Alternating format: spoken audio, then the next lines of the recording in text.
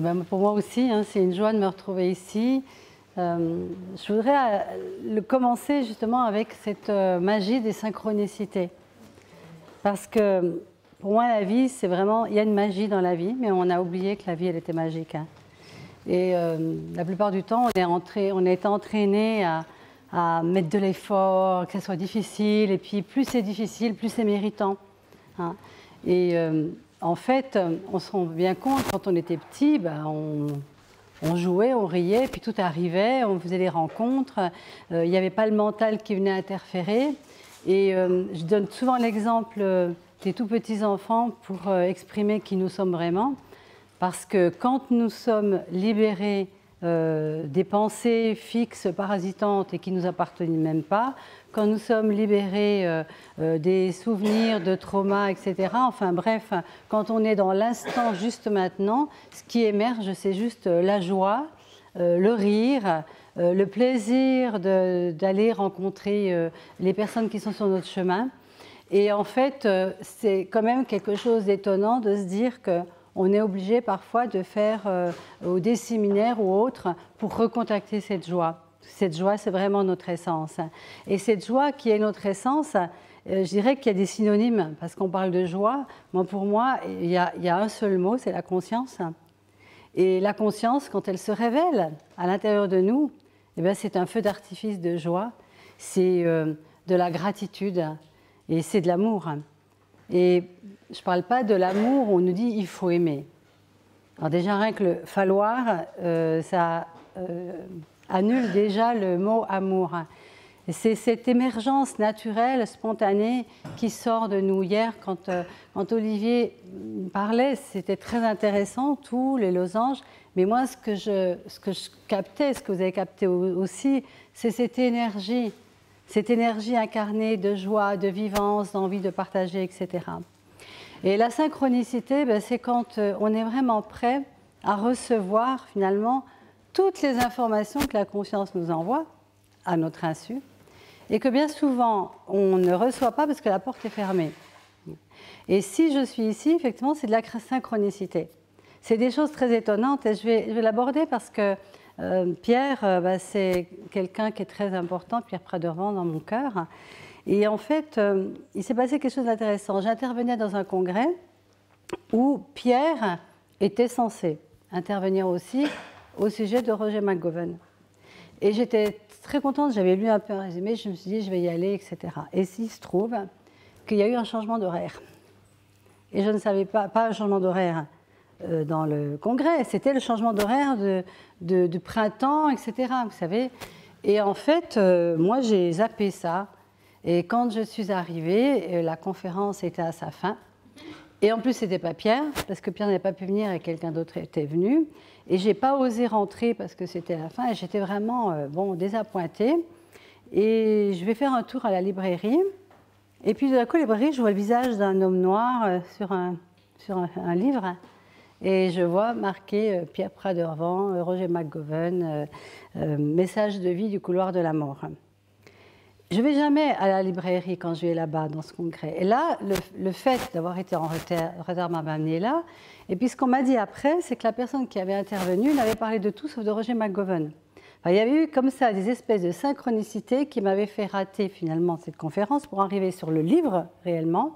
Et puis je prends le livre, je regarde derrière et je dis bah oui, c'est triste, il y a tellement de gens qui sont condamnés à mort. Et puis c'est tout ce que ça me fait, mais je me dis je vais le prendre. Et quand je suis rentrée le soir, je l'ai lu la nuit. Voilà. Je l'ai lu la nuit. Et alors, il y avait une détermination en moi qui était, je veux le rencontrer, je veux rencontrer Pierre Pradervand.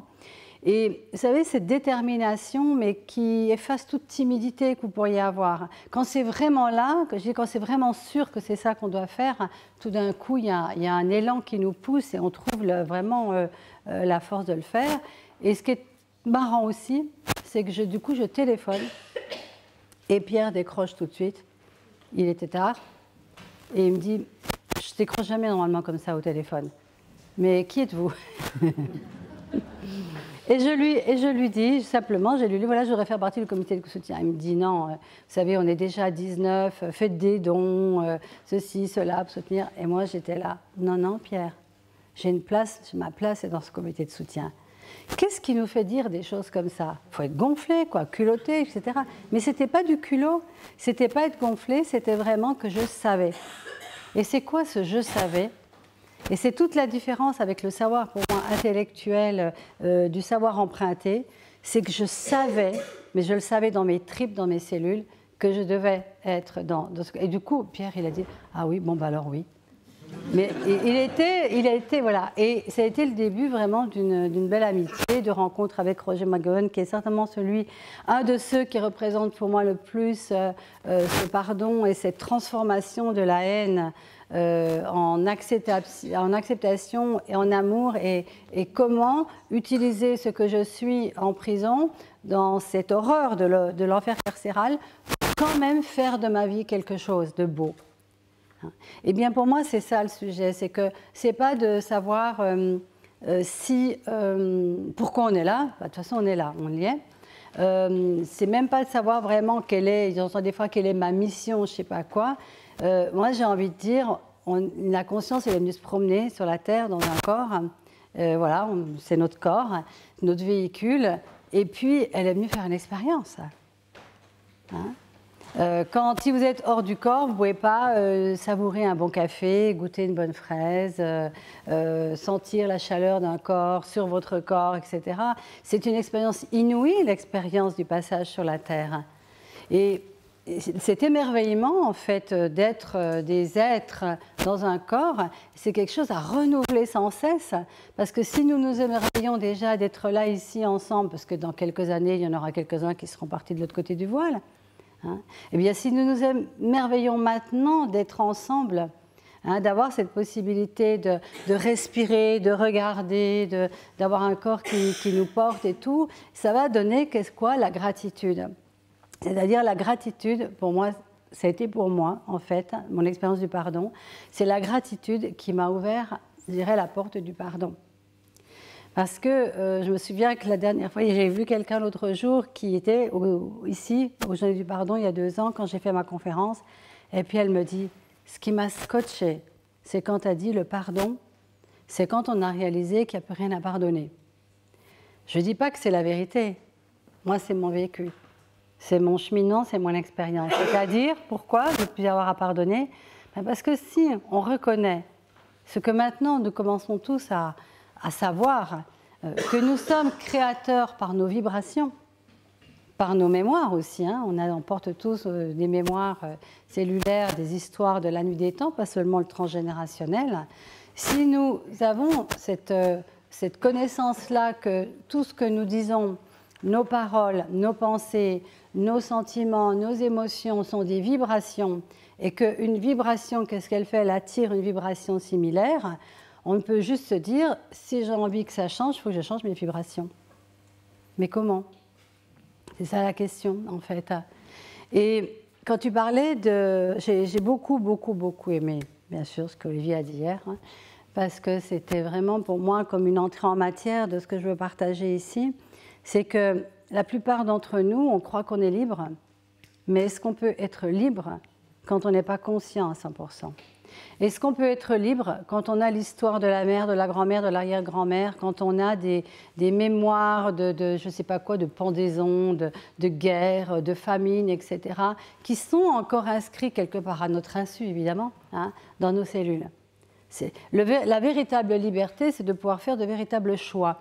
Est-ce qu'on fait un choix en toute liberté quand on a des systèmes de croyances derrière? Non, ça c'est pas bien, ça c'est bon, ça c'est ceci, cela. Il n'y a pas de véritable liberté. Il n'y a pas de véritable choix. C'est-à-dire qu'en fait, derrière, il y a toujours un conditionnement. Et ça, c'est ce qui a sauvé, je dirais, c'est ce qui a permis, de mon expérience en tout cas, ce parcours de guérison, de transformation, de quelque chose qui, même quand j'y pense maintenant, c'est vrai que la destruction totale de sa famille, le feu, l'incendie, l'accusation, c'est quelque chose que quand je l'entends, je me dis « Oh mon Dieu, mais comment elle va faire ?» Quand j'entends quelqu'un, pour vous dire, j'oublie. Non, mais j'oublie que... C'est-à-dire que quand il y a une véritable traversée, je crois quelque part, on est complètement désidentifié. Hein. Mais le mental, en tout cas mon mental, lui, il dit « Oh là là, mais c'est terrible, etc. » Puis après, je dis « Mais attends, non, mais ça ne va pas. » oui, non, cette personne, elle a la capacité, elle a la force, toi tu l'as eu, elle l'a, etc.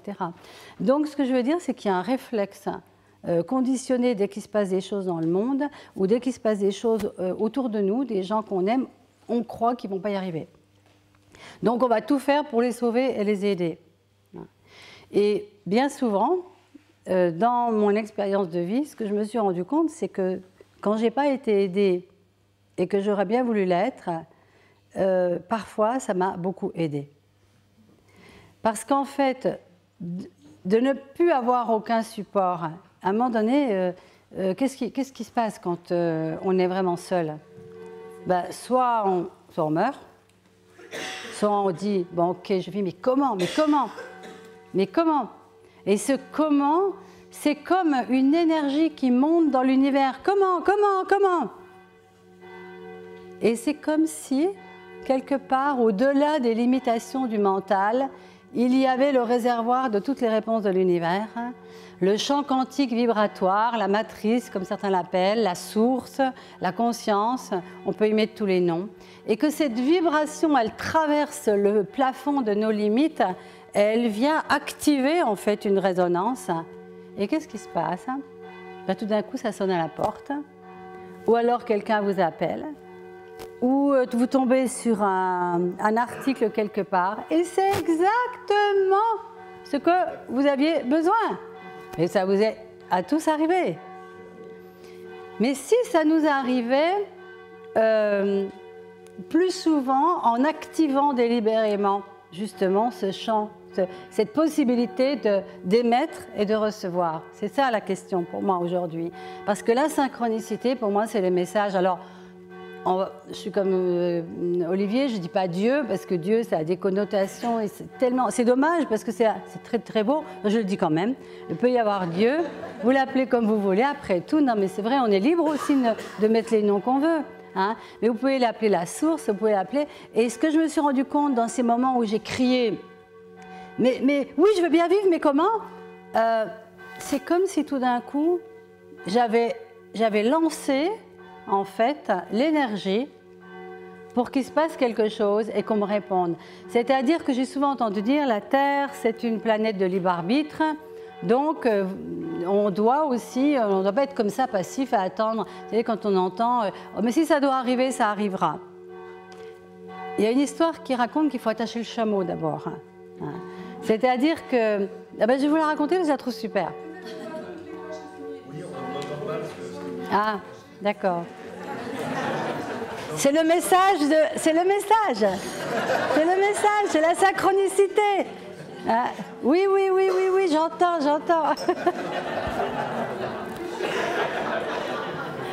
Là, le message, il est fort, hein. On peut carrément l'enlever, tu sais. Ok. Bon, je vais parler plus fort alors. Je peux parler plus fort que les cloches quand même.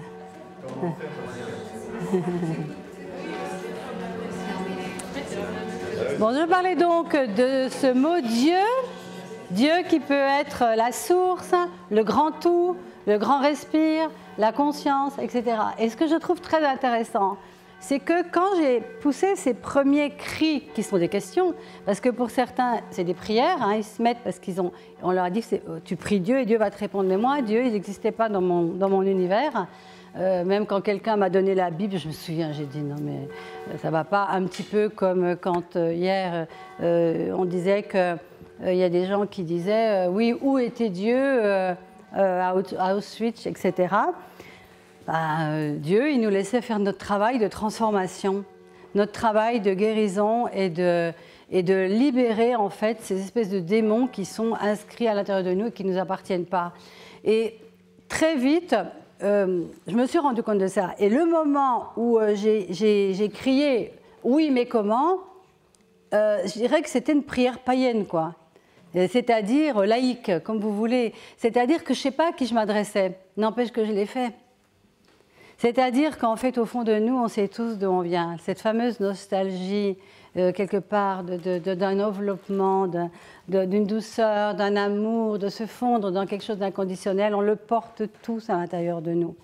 On le porte tous parce que c'est ça notre véritable nature.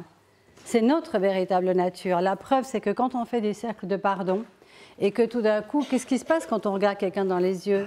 Mais le mental, il disparaît. En fait, c'est juste que la conscience, elle est là, c'est nous la conscience. Mais notre mental, il nous a mis plein d'histoires. Mais on aime bien aussi les histoires. C'est une façon de se faire écouter, d'avoir une identité. Et ce n'est pas gênant, les histoires. Le problème, c'est l'identification. C'est de penser que je suis mon histoire. Je suis mon histoire. Alors on raconte, alors en thérapie, j'ai beaucoup accompagné à un moment donné en individuel. La personne raconte, bien sûr, on nous a dit, voilà, papa, maman, les histoires, maman m'a pas donné le biberon, papa n'est pas venu chercher à l'école, donc c'est pour ça que maintenant je vais pas bien, etc. Bon, tout cela, il faut qu'il fasse ses cercles de pardon. Je te demande pardon, de te rendre responsable par ton attitude de mon incapacité finalement à faire le choix d'être heureuse ou d'être heureux. Et justement, je parlais de Roger McGowan parce que Roger McGowan, pour moi, il est l'exemple type de quelqu'un qui a fait le choix. Parce que dans une situation comme celle-là, on se dit, mais c'est pas possible, je vais me fracasser la tête contre les murs. Non, à un moment donné, il a dit, on peut tout m'ôter, on peut tout me prendre, mais c'est moi qui ai le choix d'être joyeux ou de pas. C'est moi qui ai le choix de le transformer, de ne pas répondre par la haine. Ça, c'est un message magnifique, parce que combien de fois on entend dire « mais c'est normal que cette personne ait fait ça avec ce qu'elle a vécu ». Moi, j'ai été la première à avoir cette attitude-là. Alors, là aussi, il s'agit de sortir du triangle victime, bourreau, sauveur. C'est-à-dire que la véritable liberté, on ne peut pas l'avoir quand on est enfermé dans le triangle, ce n'est pas possible. Et si vous regardez autour de nous, la société, elle est construite quand même beaucoup là-dessus. Il faut toujours trouver un coupable quelque part. N'importe quoi, un accident tout bête, un gamin qui tombe en vélo, il faut chercher le coupable. Le gamin, il est juste tombé en vélo, quoi. Il n'a pas fait attention, peu importe, quoi. Et donc, en fait, tout est construit là-dessus, victime et les sauveurs. Alors, je pense qu'ici, parmi nous, il doit y en avoir beaucoup qui ont dû être, en tout cas, dans la posture du sauveur. En général, quand on se plonge dans le développement personnel, il y a vraiment un côté comme ça. Moi, j'étais infirmière, donc il y avait aussi ce côté sauveur, psychothérapeute, sauveur. Puis tout d'un coup, on se rend compte que non. C'est-à-dire qu'on peut accompagner, oui, accompagner, c'est magnifique, accompagner les personnes à accoucher d'elles-mêmes, c'est le plus beau cadeau qu'on puisse faire à la planète et puis aux gens. Mais c'est la chrysalide dont tu parlais hier, si jamais quelqu'un veut aider le papillon à sortir, il ne trouvera jamais sa force. C'est-à-dire qu'en fait, empêcher quelqu'un de trouver sa force, c'est comme pour la chenille et le papillon, ça va être un papillon qui ne va pas savoir voler et qui n'aura pas la force de pousser et de déchirer le cocon, en fait. Et donc, quand je disais que certaines personnes qui ne m'ont pas aidée m'ont vraiment le plus aidée, parce qu'à un moment donné, là, c'était, voilà, il y avait le gouffre, voilà, on va dire. C'est toujours le moment le plus puissant où on peut changer vraiment notre réalité et faire de vrais choix. C'est le moment, je dirais, où on n'a plus rien à perdre.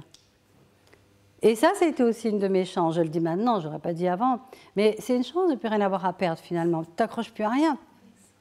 Donc, comme tu n'as plus peur, tu fais des choses qu'avant, tu n'aurais jamais fait. Et le mental, lui, alors là, il est complètement court-circuité. Parce que le mental, quand même, son boulot, même si on en a besoin pour allumer la lumière et tout ça, c'est de nous faire répéter toujours la même chose. Et c'est pour ça que les gouvernements répètent depuis la nuit des temps, je dirais, finalement toujours la même chose sous d'autres formes, parce qu'au lieu de faire appel à la conscience qui est un puits illimité d'informations nouvelles qui pourraient nous changer notre façon d'être, notre réalité, on fait appel à ce qu'on connaît, c'est-à-dire à tout ce qui est dans les livres, ce qu'on a appris, etc. Et c'est vraiment... pour moi, la véritable libération, c'est quand en fait le seul interlocuteur, ça devient la conscience. C'est-à-dire, j'ai souvent donné la main à la conscience. Qu'est-ce que ça veut dire donner la main à la conscience? C'est juste poser des questions ou prier, enfin chacun le fait à sa façon. Mais qu'est-ce que je peux faire maintenant? Qu'est-ce qu'il y a là que je pourrais choisir, mais que je ne sais pas que je peux choisir, par exemple? Parce que sinon, on va tourner avec les choses qu'on connaît déjà dans notre tête. Quelle est la surprise, voilà, qui pourrait arriver que je ne connais pas encore, je ne sais pas ce qu'il y a à l'intérieur, mais qui pourrait changer ma vie, qui pourrait me rendre plus légère, plus joyeuse, plus créative, plus aimante, et qui me permettrait de ce fait d'aider aussi les autres, rien que par le débordement de mon être. Et rien que cette question-là, c'est une vibration. C'est Einstein qui disait « Nous sommes les antennes vibratoires qui envoyons des ondes et qui recevons les événements ou les personnes qui correspondent à ça. » Ça veut dire que si on est malheureux tout le temps, en fait, il faut changer. Il ne faut plus être malheureux. Dire, attends, ça ne va pas, non, si je savais comment ne plus être malheureuse. Et si c'était un choix?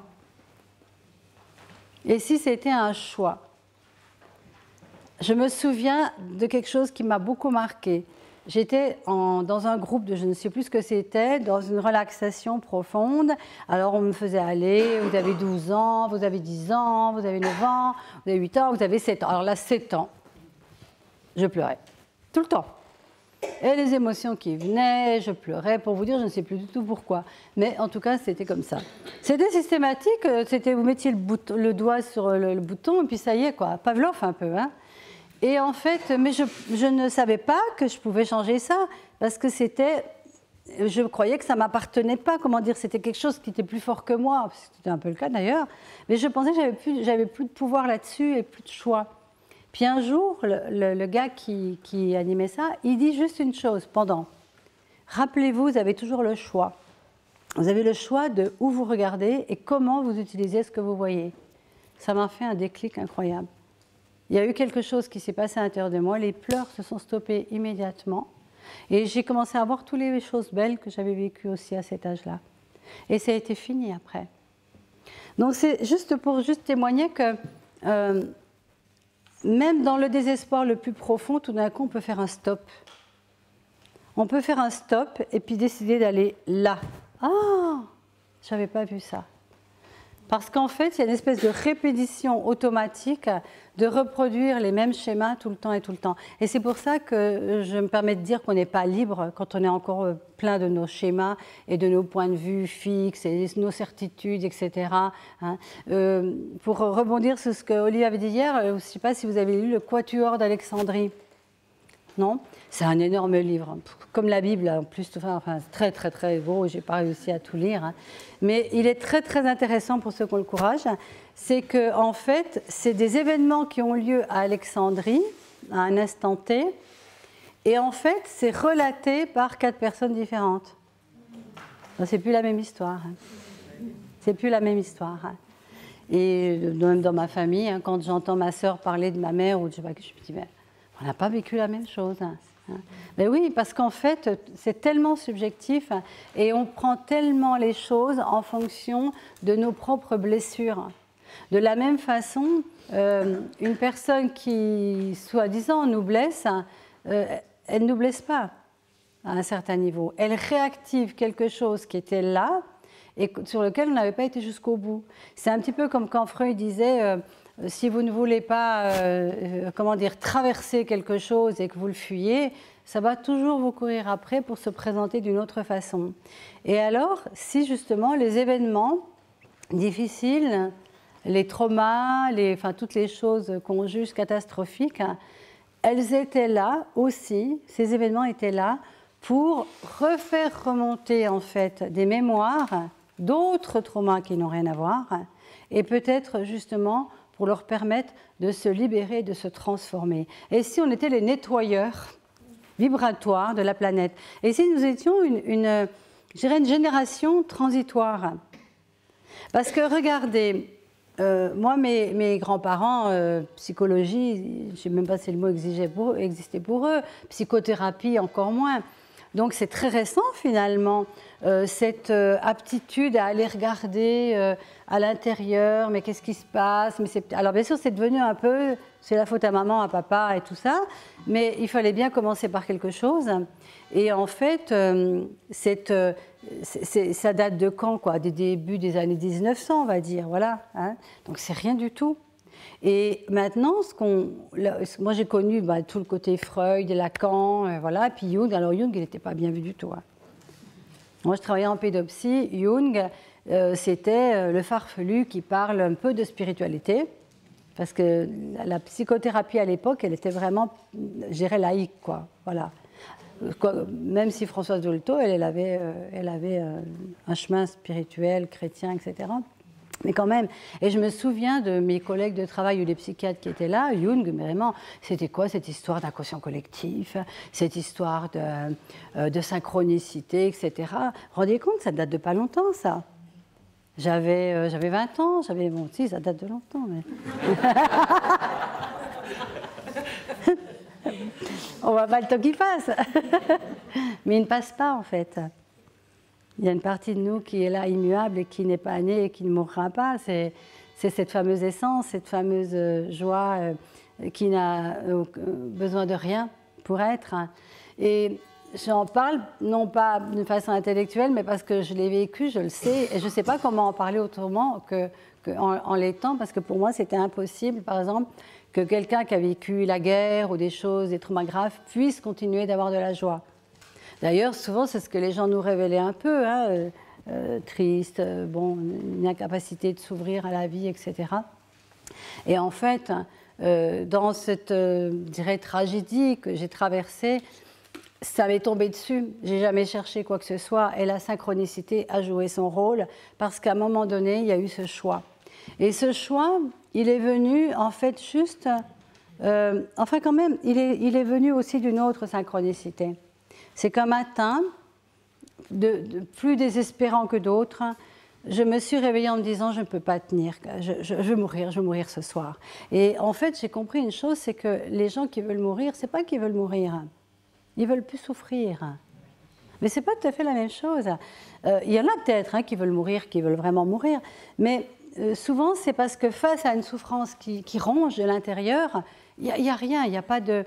Il n'y a pas de soleil, il n'y a rien devant, quoi. Il y a cette impression que ça va durer toujours. Et ça, on ne peut pas vivre avec toujours ça, la souffrance qui nous tenaille et qui nous ronge de partout. Ce n'est pas possible. Il y a quelque chose,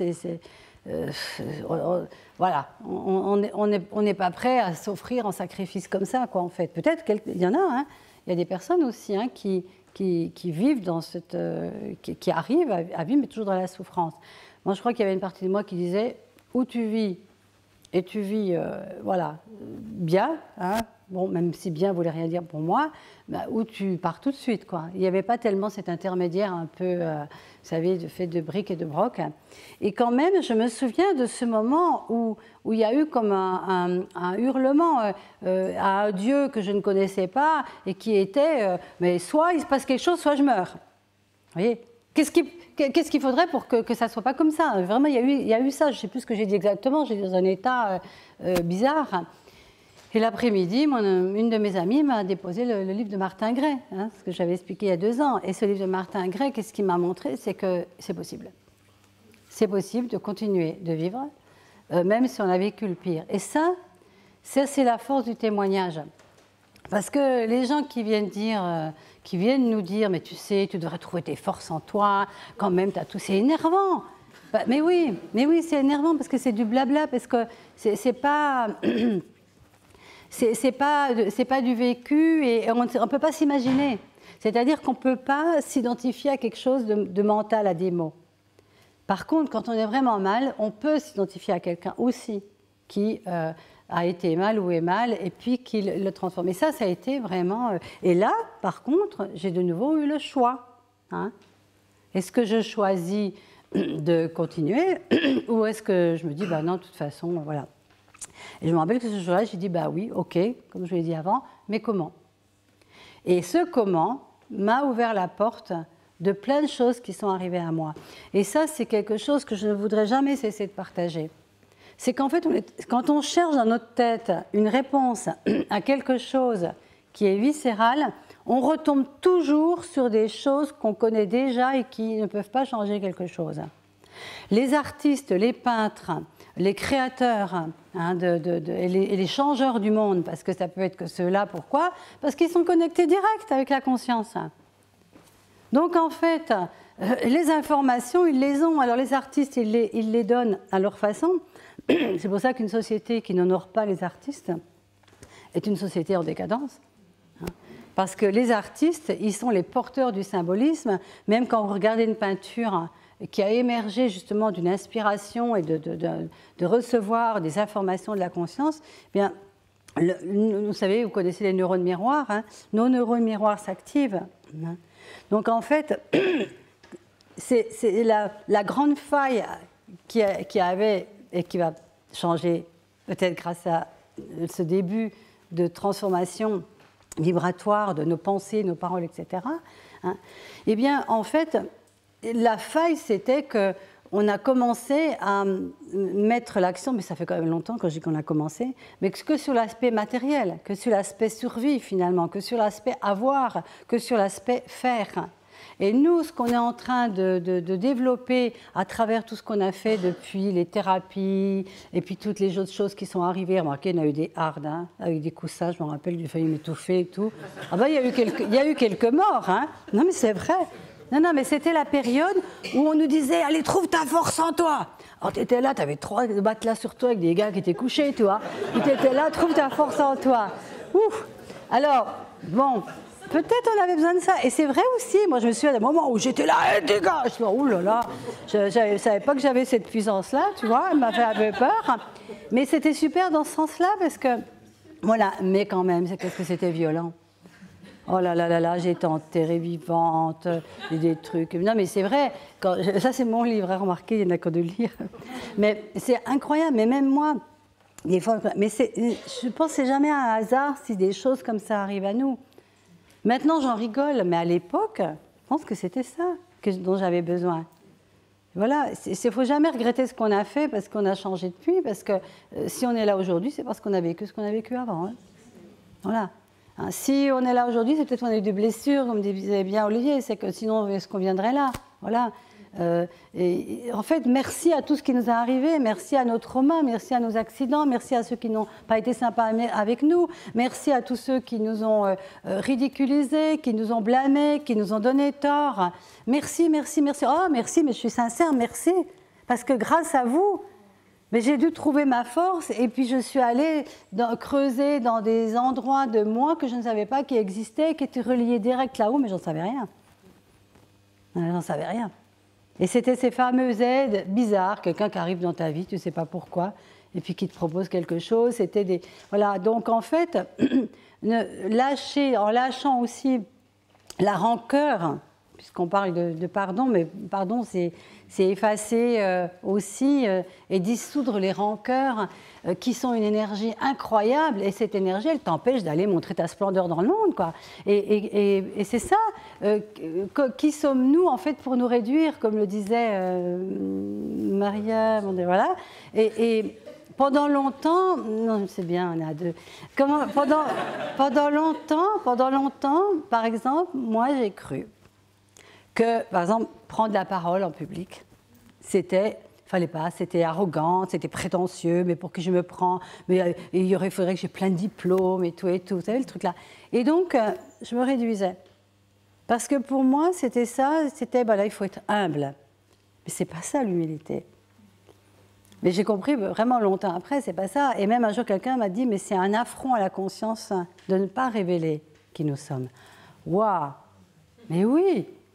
En fait, on nous a donné des talents. On est des fleurs dans le jardin du monde. Hein.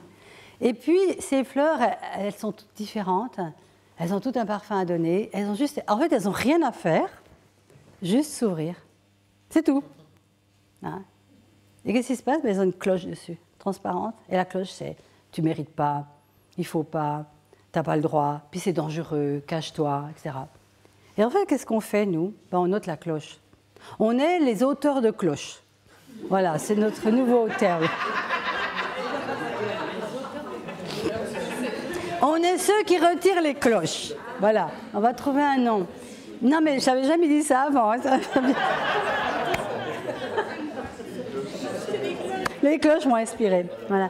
Non, mais imaginez juste l'image, la parabole, c'est qu'on est là, on est des fleurs, on est des fleurs magnifiques, et voilà. Et donc il y a cette espèce de truc au-dessus.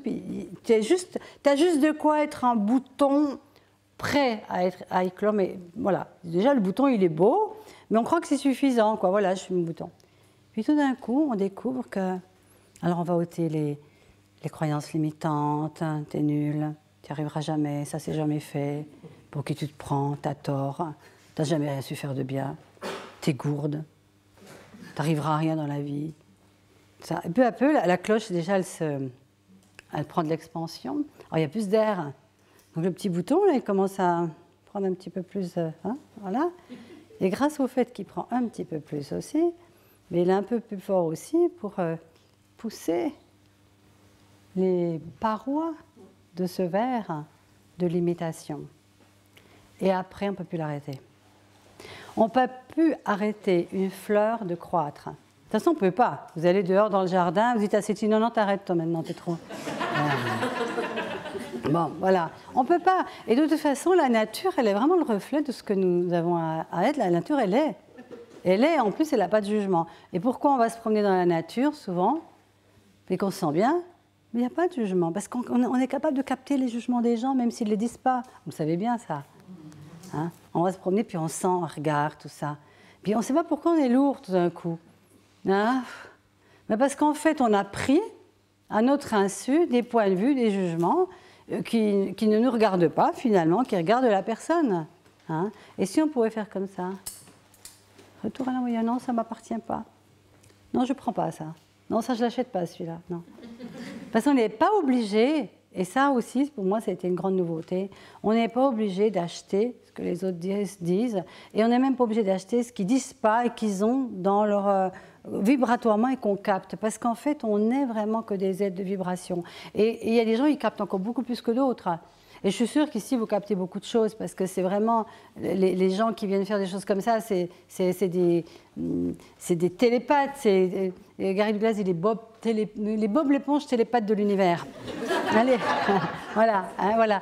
Et en fait, eh bien, ça, c'est d'avoir la conscience qu'en fait, qu'il y a parfois des chagrins et des tristesses qui ne nous appartiennent pas, ça peut vraiment aider beaucoup à se désidentifier. Parce qu'en fait, la vraie problématique, c'est l'identification.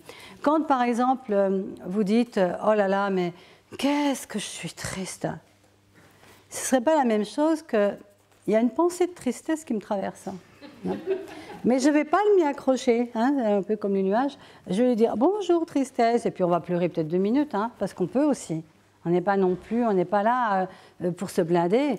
Et puis c'est bien de pleurer un peu. Moi, je trouve que quand on pleure un bon coup, on est détendu, après on est bien. Ça nous ramène à notre, je sais pas, à notre humanité. Donc j'aime bien le dessin animé, comment il s'appelle? Vice versa. Voilà, vice versa. Où tu as toutes les petites émotions qui se baladent. Et en fait, c'est ça, on a plein de petits personnages finalement à l'intérieur de nous, mais on n'est pas obligé de les prendre par la main et de dire « Ok, je viens avec toi, ça marche ». Et la différence donc de recevoir, de vivre quelque chose dans l'instant et de le laisser partir après, c'est un changement radical de vie. Parce que par exemple dans les groupes que j'animais à un moment donné, j'étais gestalt thérapeute, donc c'était beaucoup de l'émotionnel, enfin des mises en situation, du transpersonnel, des mises en situation. Et puis les gens, ben voilà, tout d'un coup, ils pleuraient, ils libéraient. Alors ils étaient bien sur le moment, voilà. Sauf que ce que j'ai pu me rendre compte, c'est que si on ne libère pas la racine mémoire, c'est-à-dire non pas les événements qui découlent de la racine mémoire, mais la racine... Parce que des événements difficiles, on peut en sortir toute sa vie, on peut faire de la thérapie pendant 30 ans. Il y aura toujours un événement qui a été difficile, douloureux, etc. Mais donc, c'est sûr que quand on commence à sortir les émotions, etc., on se sent mieux après. Parce qu'il y a un surplus qui s'est transformé. Sauf que s'il y a de nouveau derrière la source de ça, ben ça revient. Et c'est pour ça que quand les gens revenaient, il y avait de nouveau encore plein de choses. Alors, je me dis, mais attends, ça va s'arrêter quand ? Et oui, ça va s'arrêter quand? Et c'est à ce moment-là, donc il y a une vingtaine d'années, que je me suis intéressée au quantique, enfin, à tout ce qui est phénomène vibratoire. Hein. Je ne connais pas grand-chose dans les détails scientifiques. Ce que je sais juste que j'ai retenu qui me suffit, c'est qu'on ait des antennes vibratoires, qu'on ait une vibration.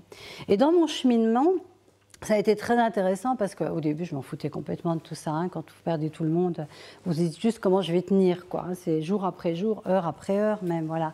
Mais ce que les fameuses synchronicités, c'est que souvent on me dit « mais comment tu as fait tout ?» Mais j'ai rien fait. C'est venu à moi. tout. Les rencontres, les propositions, les choses passionnantes sont venues à moi. Celles que j'ai faites dans ma tête, j'aurais pu les éviter. C'était une distraction, on va dire.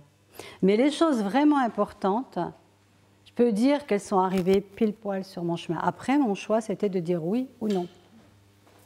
Et oui, vous avez une proposition, vous pouvez dire oui ou non.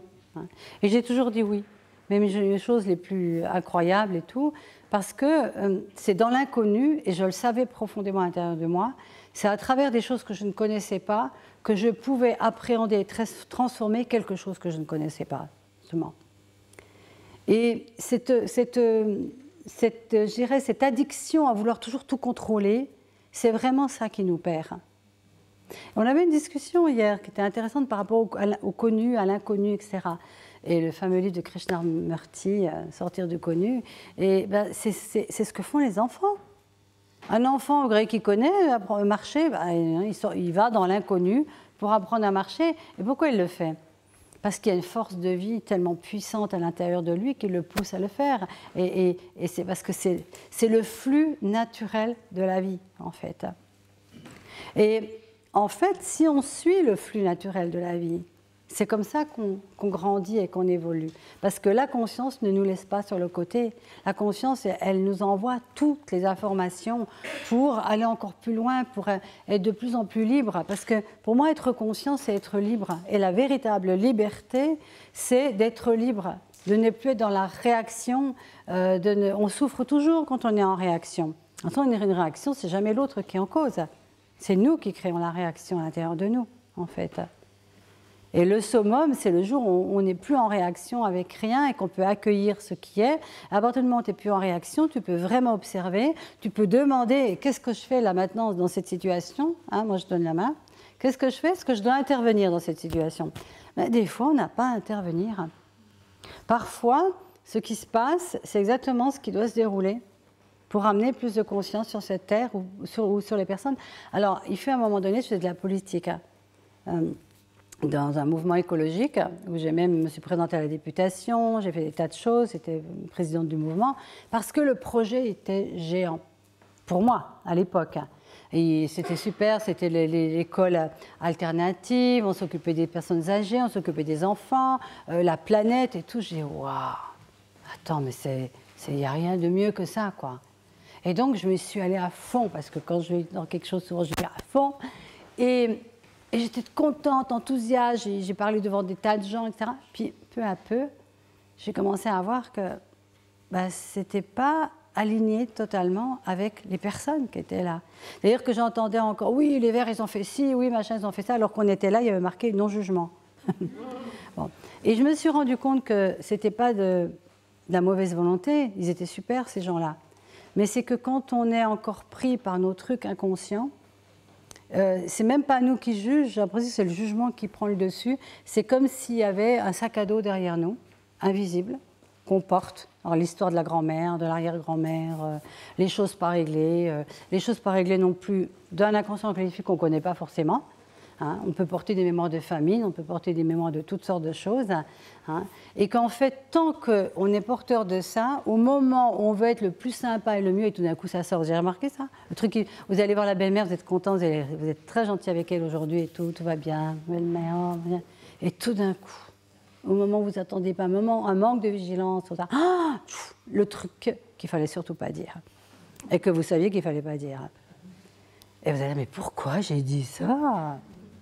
Mais pourquoi? C'est parce qu'en fait, ce flux-là, c'est de l'énergie, en fait. Hein. C'est de l'énergie. Hein.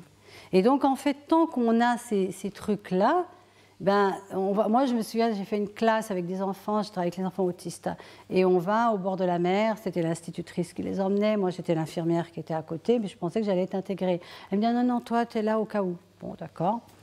Bon, je l'ai pris pas très bien, mais j'ai fait comme si je le prenais bien, j'ai un peu refoulé mes trucs, tout ça.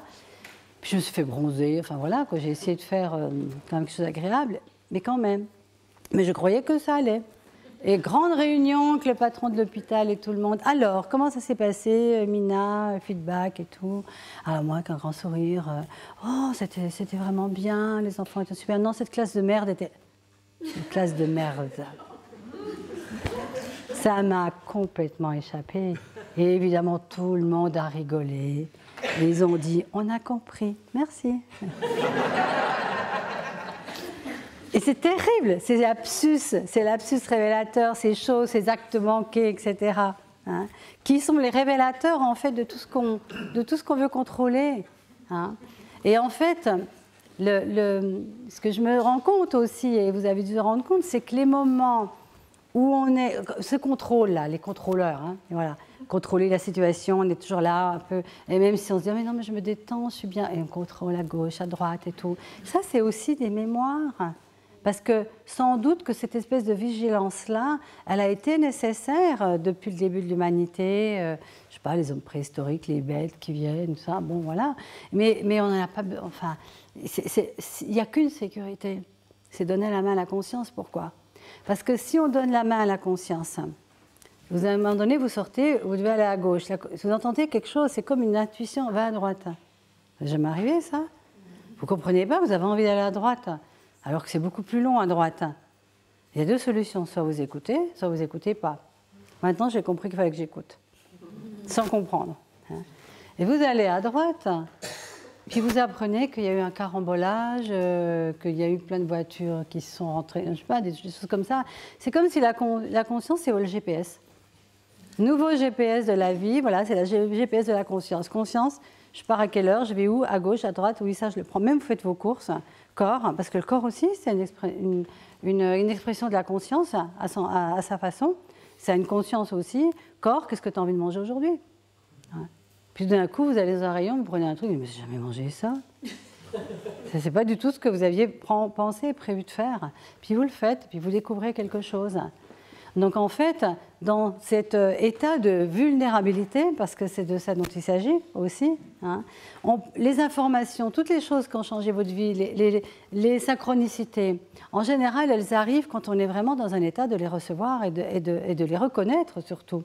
Parce que des synchronicités, des infos, il y en a tout le temps. Mais encore une fois, si la porte elle est fermée, ben, ça tombe devant la porte et vous dites vraiment non, mais je prie tous les jours et ça ne marche pas. Oui, mais parce que si on prie avec une idée déjà définie de ce qu'on veut, c'est peut-être pas ça que la conscience nous envoie aussi. C'est peut-être autre chose qui a une autre forme, mais comme on est fixé sur quelque chose qui appartient à qui? Au mental, ben on va pas le voir. On va pas le prendre, on ne va pas saisir cette opportunité. Alors c'est quoi la vulnérabilité? Souvent les gens, ah non mais si je suis vulnérable, je vais être fragile et tout, mais regardez, quand on fait les cercles de pardon, c'est quoi? On est vulnérable. Si je me mets devant toi et que je te regarde dans les yeux et que tu me regardes dans les yeux, c'est comme si j'étais toute nue. C'est quelque part, il y a quelque chose qui coule, qui s'effondre. Il y a une espèce de douceur aussi qui nous envahit. Peut-être il y a un peu de peur au début, justement. Parce que cette peur d'être dévoilée, on a tellement de jugements qu'on n'est pas bien, qu'on n'est pas bon, qu'on est nul, que si l'autre il le voit, oh là là, mon Dieu, c'est terrible, qu'est-ce qui va arriver? Que sans même s'en rendre compte, on met des barrières. Il y a des barrières invisibles devant nous, en fait. On les voit, on ne sait pas, même nous, on ne sait même pas qu'on les a mis. Mais c'est une protection instinctive, viscérale. C'est exactement comme la même chose que quand vous avez peur, vous arrêtez la respiration. Et puis pour ne pas avoir mal. Mais qu'est-ce qui se passe quand vous ne respirez plus? Tout cet espace-là, il est réduit, il est atrophié. Et c'est quoi cet espace-là? C'est l'espace du cœur. C'est l'espace du recevoir. Vous savez qu'on dit toujours qu'il n'y a que deux énergies, hein, la peur et l'amour. Et vous voyez, rien que dans le disant, je n'ai pas fait exprès, mais quand je pense à la peur, je suis comme ça. Tout est contracté, mon dos me fait mal, ici c'est fermé, je me répétisse, etc. Et dans l'autre énergie, c'est la vulnérabilité. Et ce qui est extraordinaire, c'est qu'on a peur de cette vulnérabilité alors que c'est notre véritable puissance. Parce que la vulnérabilité, nous connectant à la conscience nous inspire, et en fait, on est connecté à notre véritable puissance, qui est quelque chose qui est intangible, qui est au-delà de, je dirais, de l'ordinateur de notre mental. Parce que le mental, finalement, l'intellect, il est très précieux. Moi, je ne jette rien, je sais très bien, ça nous permet de faire des choses belles, d'écrire, enfin bon. Mais ça ne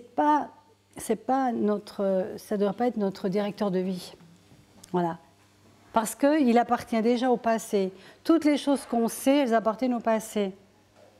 Alors qu'en fait, quand on est dans cette vulnérabilité d'accueillir toutes les possibilités, donc ce n'est pas très confortable parce qu'on aime bien ce qu'on connaît et on aime ce qui est confortable en général. Hein. Donc si vous êtes dans l'inconfort, super. Aimez l'inconfort parce que c'est toujours l'inconfort qui va vous amener à avoir envie de faire de nouveaux choix et d'oser faire des choses que vous n'avez jamais fait. Le confort, quand on vivote tout ça, ben on vivote. C'est pas assez puissant à la limite pour sortir de sa zone de connu. Voilà. Et c'est pour cette raison que je disais que les gens qui ne m'ont pas aidé m'ont aidé. Parce que mon inconfort est devenu de plus en plus énorme, de plus en plus voilà, dramatique. Et dans cette zone-là, comme on dit, soit la personne elle tombe au fond, elle donne un coup de pied et elle remonte. Hein. Et ça, c'est la véritable vie, parce que le reste, c'est de la survivance. Donc en fait, cette vulnérabilité dont on a tant peur, hein, les gens se disent oui, mais si je m'ouvre, je vais avoir un couteau dans le cœur. Ben, je dis, vous savez, hein, vous en aurez dans le dos, hein, si voilà. Bon, mais voilà. Et quand tu es comme ça, au contraire, même ça peut même faire fondre les barrières des autres personnes qui sont en face de nous. Il y a quelque chose quand vous êtes vraiment, vous savez, quelqu'un qui veut attaquer, on attaque surtout les châteaux forts. Hein. Et quelqu'un qui veut attaquer, mais que on passe à travers, ben, ça peut complètement le désarmer aussi. Hein. Voilà. Mais ce qui est paradoxal, c'est que c'est cette vulnérabilité-là qui est notre véritable force, notre véritable puissance. Hein. Paradoxalement à ce que les gens peuvent penser et dire. En lâchant l'idée de comment on doit faire, on se permet d'être. Et quand on est, on vit dans l'inspiration. Ça vous parle, ça? Ouais. Et c'est pour ça que je ne prends pas de papier et tout quand je fais un partage, une conférence. Parce que ce que je vais écrire, c'est déjà de l'ordre du passé. Je ne suis plus. Et puis tout d'un coup, j'arrive, puis c'est même plus tout ça que j'ai envie de partager. Parce que quelque part, aussi, nos énergies, elles sont en résonance. Et que c'est suivre le flux de la vie. Quand j'anime des stages, je ne fais pas jour 1, je fais ça, jour 2, je fais ça. Je vais avec ma boîte à outils de mon expérience, mais à chaque instant, je pose la question, bon, maintenant, je fais quoi? Qu'est-ce qui se passe? Qu'est-ce qui se joue? Et tout d'un coup, je vais dire quelque chose et que je ne sais même pas que j'avais prévu de faire ça. Et au début, c'est un peu flippant. Parce que, voilà, il dit, mais attends, là, il y a 6 jours qui m'attendent, je vais faire quoi? Et là, je sors d'un stage comme ça, de 7 jours, et c'est juste magnifique. Hein, parce que je reçois autant que les participants. Et quand vous êtes avec, je ne sais pas si vous êtes certains des soignants ou autres, moi, je demande toujours quelle contribution puis-je être et recevoir aujourd'hui, pour moi, parce que c'est quand même important aussi que nous, on soit bien, parce que si on n'est pas bien... je ne sais pas trop ce qu'on va donner, mais aussi pour les autres, pour ma vie, pour le monde. Et là encore, c'est démarrer. C'est un peu comme les gens quand ils faisaient leur prière avant de se lever. Hein. Mon Dieu, voilà. Bon. Sauf que je l'ai fait d'une façon personnelle, on va dire, avec les mots qu'on a envie de dire aussi. Mais la prière, c'est bien aussi. Hein. La prière, c'est bien aussi. Ce qui compte, c'est d'être dans le recevoir d'une réponse éventuelle. Parce que si c'est dit d'une façon mécanique aussi, pour se donner bonne conscience, on n'est pas dans l'ouverture, on n'est pas dans le recevoir.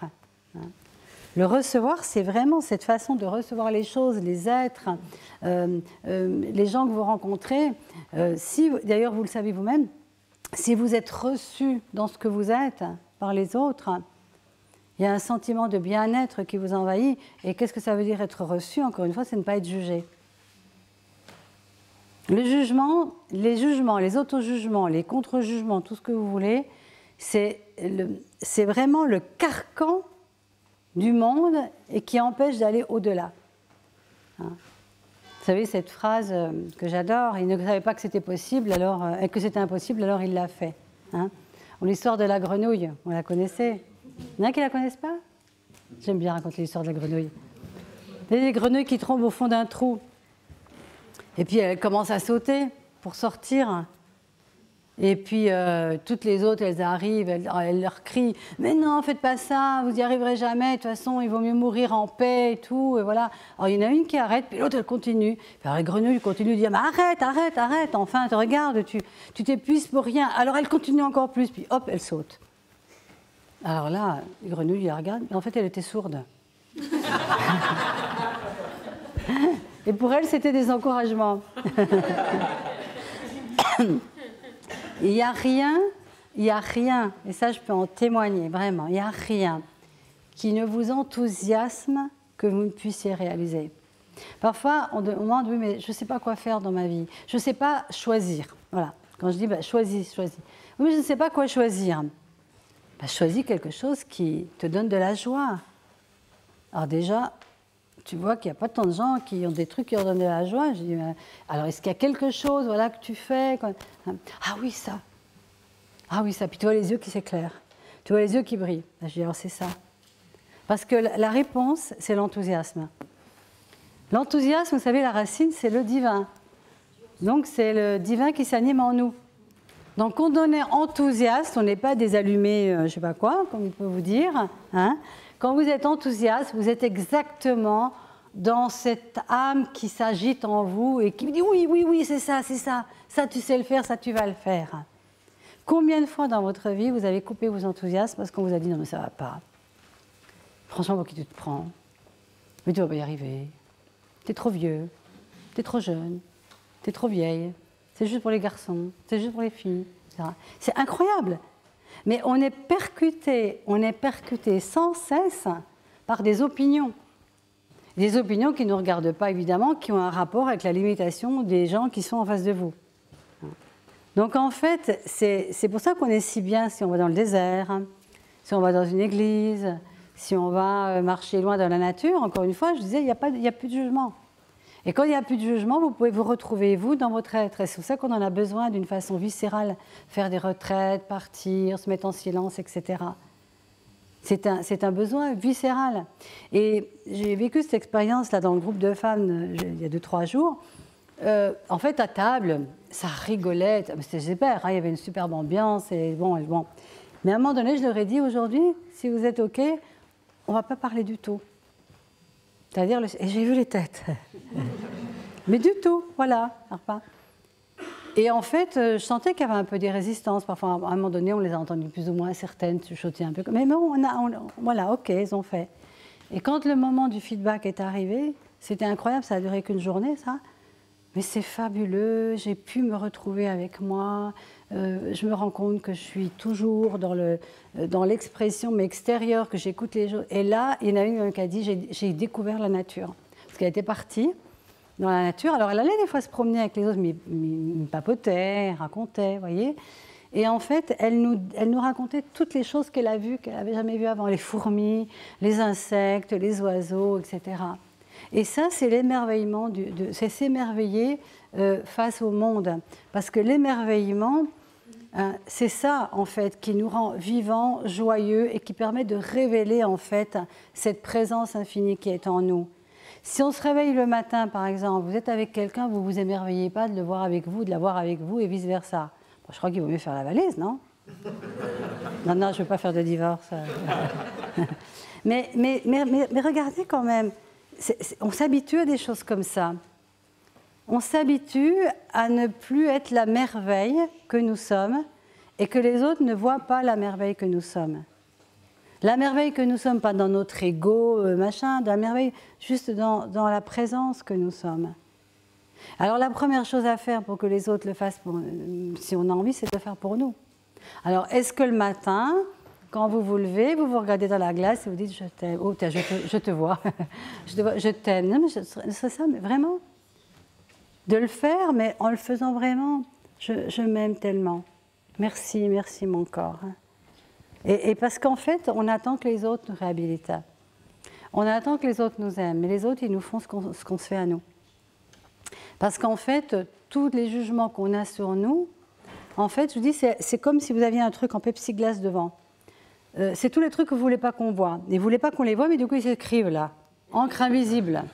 Encre invisible. Vous ne les voyez pas. Même les gens, ils ne les voient pas, comme ils diraient. mais tout d'un coup, c'est ça qui capte. Alors, vous avez un gros bouton, là, et vous ne voulez pas qu'on le voit, puis la première personne, « Oh, dis donc, tu as un sacré bouton, là !» Voilà. Mais parce que toute ton attention est là, toute ton attention est là. Et je voudrais même dire autre chose. Vous avez un gros magot dans le sac. Vous ne l'avez jamais eu, mais bon, c'est un héritage de la grand-mère caché, voilà. Bon, voilà, vous avez 10 000 € dans votre sac. Bon, prenez votre sac. 2 heures après, il est volé. Combien de fois c'est arrivé? J'ai des histoires comme ça à non plus finir. Jamais de vol, et ce jour-là, un vol. Pourquoi? Parce que c'est écrit en gros. Il y a de l'argent ici. Parce que tout ce que vous avez peur, mais se manifeste, vous comprenez, on est dans le vibratoire. Et on sait lire on sait lire une écriture qui n'est pas celle qu'on a appris à l'école. On sait lire exactement ce qui se passe dans les gens. On sait bien quand quelqu'un nous ment. Vous ne savez pas quand quelqu'un vous ment? Vous êtes là, la personne, elle vous fait des sourires, elle vous dit des choses magnifiques et tout. Puis il y a un truc là. Et vous ne pouvez pas comprendre. D'ailleurs, vous vous jugez. Hein? Mais quand même, elle est tellement gentille. Mais comment je peux imaginer des choses pareilles quand même? Mais je suis en train de la juger, tout ça. Mais vous ne la jugez pas, vous avez perçu. C'est pas la même chose. Et combien de fois on écoute? Ben non. On se dit non, c'est pas possible, c'est pas normal. En fait, on sait toujours tout. On sait tout des gens qui sont en face de nous. On sait quand ils racontent des histoires, on sait quand c'est pas vrai, on sait quand ils nous mentent, on sait quand ils vont nous faire des trucs de travers.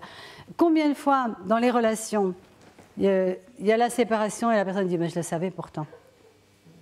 Le premier jour, je le savais.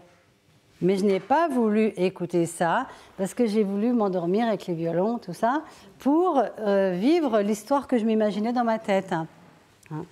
Mais du coup, on ne va pas se plaindre quand même. Parce que c'est ça en fait aussi. C'est que la plupart du temps, il y a eu des situations qu'on a vécues, difficiles, au fond, on le savait. Moi, je savais l'histoire de ce producteur-là, comment il s'appelle? Ça finit par Haïm, là, non? Oui, enfin celui, ça a fait ce grand scandale qu'il a abusé de jeunes actrices, etc. Bon, j'ai écouté Juliette Binoche, que j'adore, hein, et qui dit, parce qu'elle le connaissait très bien, et elle dit, attendez, mais moi je ne serais jamais montée dans sa chambre. Hein. Attendez, je savais ce qui m'arriverait. Elle ne l'a pas jugé de ça. On n'est pas obligé de juger les gens pour ce qu'ils font. Mais on se dit, attends, là je sens un truc, moi ça ne me va pas. Elle n'y est pas allée. Alors elle n'a pas accusé les autres jeunes actrices, hein, mais la plupart, au fond d'elles, elles l'ont plus ou moins dit qu'elles savaient de ce qu'il était capable de faire. Mais derrière, il y avait des contrats à l'appui. Il y a toujours un bénéfice d'être amnésique ou de ne pas voir. Dans l'instant. Parce que dans le plus tard, ça nous retombe dessus. Ça, c'est pour ça qu'être conscient et faire confiance à ce qu'on perçoit, ça va nous permettre de faire des choix qui sont bons pour nous, qui sont légers pour nous. Maintenant, en même temps, moi, je vais vous parler de ce que j'ai vécu. J'ai vécu un drame, d'accord? Et en même temps, c'est vrai que normalement, l'étiquette, c'est horrible, inadmissible, etc. Et c'est vrai au niveau de, je dirais, de l'humain, de ce qu'il pense qu'il doit vivre sur Terre, c'est vrai. Et comme plein d'autres choses horribles qu'on voit d'ailleurs. Hein, voilà. Et ça ne veut pas dire qu'on ne peut pas être touché par ça. Moi, je suis toujours touchée par les choses. Vraiment, je me dis, mais quand est-ce que ce monde... voilà. Et puis je me dis, oui, ok, c'est comme ça maintenant. Et puis on est quand même des centaines et des milliers à avoir envie de changer les choses. Et comment on change les choses? C'est d'abord à part soi, il n'y a rien à faire. Je ne crois plus dans la politique comme je faisais, j'y crois plus. Je ne crois plus au militantisme, je suis désolée, mais c'est vrai, je ne crois plus à toutes ces choses-là. Je ne crois même plus aux lois et tout, parce qu'un jour, il suffit que quelqu'un d'autre arrive au pouvoir et ça change. Il n'y a qu'une chose dont je suis sûre qui va changer quelque chose, c'est d'être de plus en plus conscient. D'être dans une conscience totale, de ne plus se laisser berner par le jeu du mental. Hein. C'est vraiment d'aller en fait vers ce que je ne comprenais rien du tout quand j'étais jeune. Quand j'entendais parler d'éveil ou de réalisation de soi, je pensais que c'était des êtres uniques sur Terre qui vivaient ça. Je disais, waouh! Puis je me rends compte qu'on est tous ça, potentiellement. Qu'on est tous des éveillés. Hein. On est tous des éveillés, mais alors on s'est mis ce carcan de tous ces points de vue, ces jugements, ces histoires, les histoires, nos histoires. Hein. On les laisse là, oui, mais tu comprends ma grand-mère, oui, machin. On les laisse là, et qu'est-ce qu'elles font? elles nous entourent et elles enserrent et elles cachent la libération de ce soleil intérieur. Le soleil, il est là, il est à l'intérieur de nous. Il est là et il a toujours été là et il sera toujours là. Et quand on commence à lâcher tous ces trucs, vous vous rendez compte, et vous le voyez, vous l'avez sûrement vécu, ne serait-ce qu'à travers les cercles et tout, que c'est comme si la joie revient. D'un coup, vous n'avez rien fait pour avoir la joie. Vous ne dites pas, je vais aller chercher de la joie, il y en a là-bas, je vais aller en acheter un petit peu. Non, vous allez acheter des biscuits de la joie, voilà, pour être joyeux. Non, vous n'avez rien à faire finalement pour être joyeux, parce qu'à un moment donné, c'est ça qui va émerger. En fait, on a juste à faire le ménage. On a juste à nettoyer tous ces trucs auxquels on s'accroche. Parce que la problématique, pourquoi c'est là? Mais parce qu'on s'y accroche, il y a des attachements. L'attachement à l'histoire, l'attachement au scénario, l'attachement à la victime, tous les bénéfices secondaires qu'on a quand on est victime. Oh la pauvre, le pauvre, etc. Il y a énormément de bénéfices secondaires. Alors, ça peut être sympa, pourquoi pas? Bon, c'est sympa quand les gens s'intéressent à nous, etc. Mais à un moment donné, c'est limitant. À un moment donné, vous êtes enfermé dans ce scénario-là, dans cette étiquette, parce que le problème, c'est les étiquettes. Toutes ces étiquettes, gentils, méchants, victimes, courageux, c'est des étiquettes qu'il faut maintenant ôter, les unes après les autres, pour ne plus avoir d'étiquettes, pour être, et pourquoi pas, mettre des étiquettes, mais en sachant qu'on les ôte, c'est-à-dire s'amuser à jouer des rôles en toute conscience. Tiens, ben voilà, je vais mettre, ok, je vais voir ce que c'est que d'être, je sais pas moi, quoi, riche. Riche. Vous avez toujours été pauvre, d'une famille pauvre, et dans votre famille, on vous a dit, nous, au moins, on est honnête. Sous-entendu, bon, les riches ne le sont pas. Alors déjà, vous partez avec un sacré truc, parce que si vous avez besoin d'argent pour créer une entreprise, etc., parce que vous savez que ça c'est super, et puis ça vous excite, et puis vous êtes heureux et tout, vous avez le truc qui est là derrière, ouais, mais bon, c'est les pauvres qui sont honnêtes. Puis vous avez quand même envie. Eh bien ça, c'est des freins. Vous voyez, c'est chaque fois que... Pourquoi c'est embêtant d'avoir plein de sacs à dos de croyances limitantes? Ben, il y en a qui ne vont pas vous gêner, peut-être, mais il y en a qui vont vous gêner en fonction des choix de ce que vous voudriez vivre dans votre vie. Si vous voulez, je ne sais pas moi, voyager ou partir au bout du monde, parce que je ne sais pas, peu importe, si vous avez derrière, alors déjà, toutes les croyances écologistes que ce n'est pas écologique de prendre l'avion, pour commencer, hein, mais je suis d'accord, mais il faut créer des nouveaux avions. Vous voyez, c'est tout ce côté qui enferme et qui coupe, ça empêche de nouvelles créativités. Ok, les avions, ça pollue. Qu'est-ce qu'on peut créer? Qu'est-ce qui permettrait qu'on puisse créer et qu'on puisse utiliser d'autres ressources? Et on sait qu'elles existent, Tesla et compagnie. Hein. Qu'est-ce qui permettrait que ça puisse en fait arriver là maintenant et qu'on utilise ça? Parce qu'en fait, tout existe. Donc quand on cautionne les croyances limitantes en se réduisant soi-même de prendre l'avion par exemple, c'est pas créer autre chose ça, voyez. Et du coup vous vous enfermez, vous empêchez de faire quelque chose que tellement vous auriez aimé. Et si vous avez tellement envie, c'est que c'est quelque part l'enthousiasme, l'âme qui s'anime. Et peut-être qu'au bout du monde, il y a quelque chose qui peut arriver et que c'était ça qui était pour vous en fait. Voilà.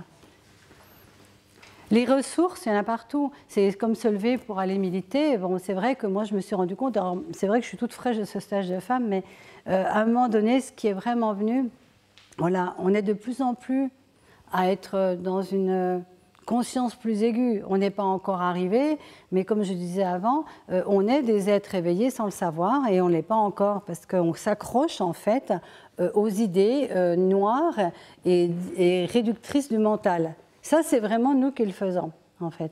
Quand on commence, d'ailleurs, tous les grands maîtres spirituels, ou l'enseignement, c'est de se détacher, en fait, des pensées, de les laisser passer. Moi, au début, je me dis, mais comment on laisse passer une pensée? Pour moi, c'était intellectuel. Ce n'était pas concret. Et c'est important de le vivre pour que vraiment ça se manifeste. Et en fait, il y a eu des moments dans ma vie, des expériences, voilà, où tout d'un coup, je pouvais me désidentifier de la pensée et tout d'un coup me rendre compte que oui, c'était une pensée. Que oui, il s'est passé ça dans ma vie, mais est-ce que je suis encore obligée de m'y accrocher? Et avec ce qui s'est passé là, qu'est-ce que je peux faire? On dit que le lotus, il fleurit dans la boue. Donc, qu'est-ce qu'on peut, dans toutes nos histoires de vie qu'on a vécues, comment est-ce qu'on peut rebondir dessus, en faire du ferment, ou tout ce que vous voulez, du terreau, pour créer quelque chose de nouveau? Mais encore une fois, pas tout seul. Kabir disait, l'échec est égal à vous, moins Dieu. Et oui, mais en fait, c'est ma différence maintenant d'avant qui m'arrive, tout ce qui m'arrive, c'est que comme je n'étais pas du tout connectée avec aucune religion, je n'étais pas du tout connectée avec rien en fait, et en fait, la vie m'a obligée. C'est pas qu'elle m'a obligée, elle m'a amenée à faire des expériences vraiment transcendantes, on va dire, hein, où tout d'un coup je me sens distante de mon corps, où tout d'un coup je sens que je ne suis pas mon corps, hein, et je ne suis pas mes pensées, je ne suis pas tout ça. Et ça, c'est la première énorme prise de conscience. Et en fait, le moment où j'ai su, en fait, qu'il y avait quelque chose, que j'étais allée au-delà de quelque chose, au-delà de la souffrance, comment dire, par exemple, apprivoiser le pardon, le titre de mon livre, je n'ai jamais voulu pardonner, moi. Qu'est-ce que vous en foutez de pardonner quand vous êtes dans le désespoir le plus profond? Vous avez juste envie de survivre, de guérir un peu. Mais ce qui est étonnant, c'est que ce cheminement, en fait, de guérison et de vouloir sortir du truc et de ne pas être dans j'ai la rancœur et c'est horrible ce qu'il a fait et tout, parce que c'est une énergie qui te... Tu n'as plus d'énergie pour aller de l'avant, quoi. Tu passes ton temps à ça, c'est terrible.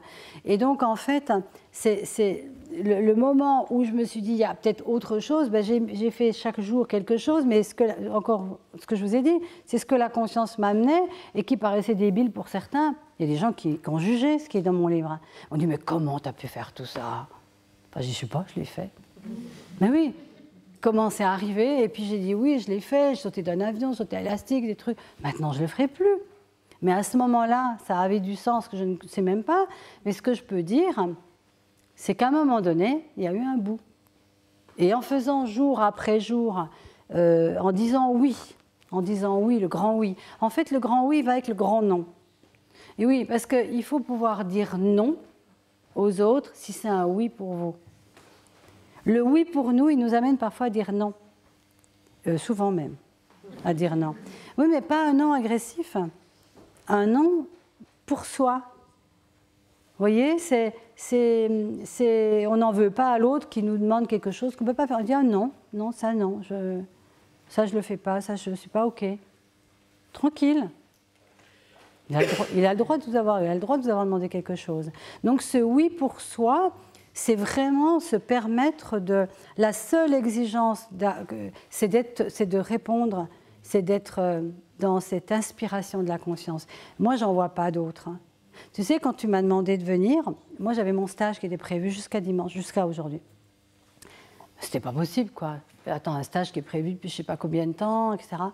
Mais je pouvais pas dire non, j'avais tellement envie. Il y avait un... Je me dis, il faut que je trouve une solution.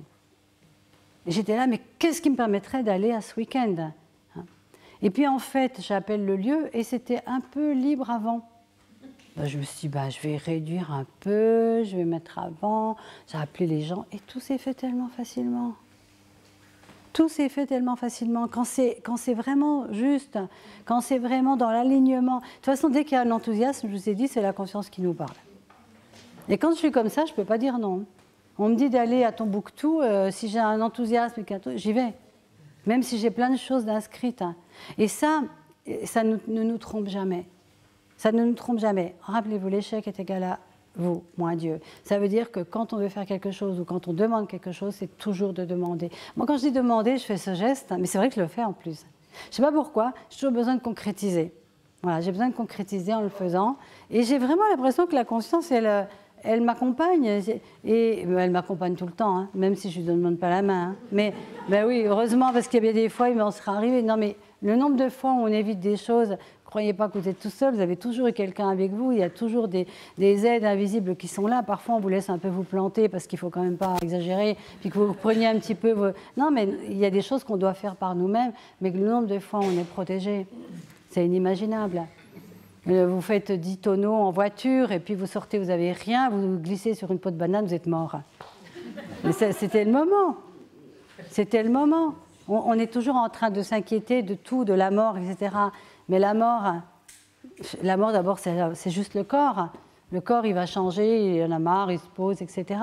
Et puis aussi les gens qui meurent avant nous. Ils nous font toucher aussi à l'essentiel de la vie. Qu'est-ce que ça m'a fait, moi, quand j'ai vu toute ma famille disparaître et mes enfants? C'était pas possible, quoi. Dans mon cerveau, c'était pas imaginable. On a des idées toutes faites de comment on doit vivre. On doit vivre au moins jusqu'à 90 ans.